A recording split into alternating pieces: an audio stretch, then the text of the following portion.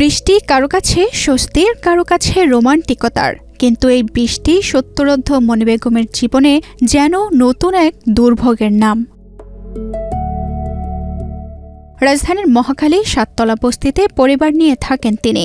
সংসারে উপার্জনক্ষম আর কেউ নেই, স্বামী কাজ করতে পারেন না, তাই বয়সের ভার আর শারীরিক কষ্টকে সঙ্গী করেই প্রতিদিন ভোরে ছুটে যান কাউরান বাজারে। ব্যবসায়ীদের ফেলে দেওয়া সবজি কুড়িয়ে এনে ফুটপাতে বসে বিক্রি করেন। সেই সামান্য আয়ে কোনোরকম চলে পরিবারের খাবার, ওষুধ আর ঘর ভাড়া।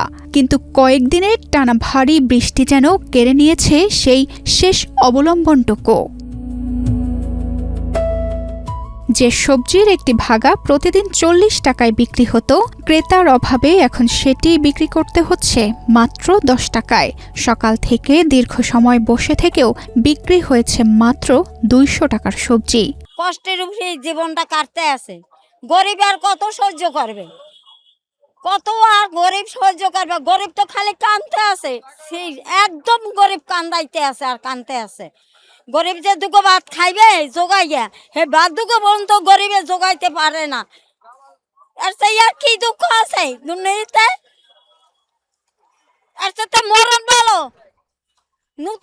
নতুন সরকার বানাচ্ছে, সরকারে কি করতে আছে? এটি মানুষের জীবন একভাবে যাইতে আছে, না পারা যায় খাওয়া, না পারা যায় শোয়া। এইভাবে কি মানুষের দিন কেটে নাকি? রাতের রাত কইনা, দিনের দিন কইনা। সকাল থেকে আর কয়টা বিক্রি করবো? 300-400টা। প্রতিফোঁটা বৃষ্টি যেন তার চোখের জলকে আরো ভারী করে তুলছে। একদিকে কমছে আয়, অন্যদিকে সংসারের প্রয়োজন থেমে নেই। চুলায় আগুন জ্বলবে কিনা সেই দুশ্চিন্তায় এখন সবচেয়ে বড় বাস্তবতা। গরিবে কি করবো? গরিবে জানে যায় হানে ধাক্কা খায়, জানে যায় হানে লাতে খায়, জানে যায় হানে গুতা খায়। এই কি গরিবের কপাল? গরিবের জীবনটা কি এইভাবেই যাইবে নাকি? কোন দিকে গরিবের সুখ নাই, শান্তি নাই, কিচ্ছু নাই।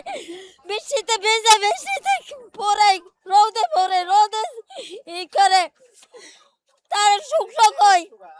গরিব জীবন ভরা দিক গরিব। এখন তো কেউ গ্রাহ্য করে না। মাইয়া পুরো পড়ান জানা, লেখান জানা, টাকা পয়সা রোদে চাই, সেই টাকা পয়সা। মনি বেগম একা নন, রাজধানীর হাজারো নিম্নআয়ের মানুষ, বিশেষ করে দিনে এনে দিনে খাওয়া শ্রমজীবী ও ক্ষুদ্র বিক্রেতাদের জন্য টানা বৃষ্টি মানেই অনিশ্চয়তা, ক্ষুধা আর বেঁচে থাকার লড়াই। একদিকে টানা বৃষ্টি, অন্যদিকে ক্রেতার সংকট। সবজি বিক্রি না হওয়ায় প্রতিদিনই লোকসানের মুখে পড়ছেন মনি বেগম। বয়সের ভার আর দারিদ্র্যের সঙ্গে লড়াই করে টিকে থাকার এই সংগ্রাম যেন আরো কঠিন করে তুলেছে প্রকৃতির বৈরী আচরণ। তানজিদা রহমান, ইনায়া, বাংলাদেশ প্রতিদিন।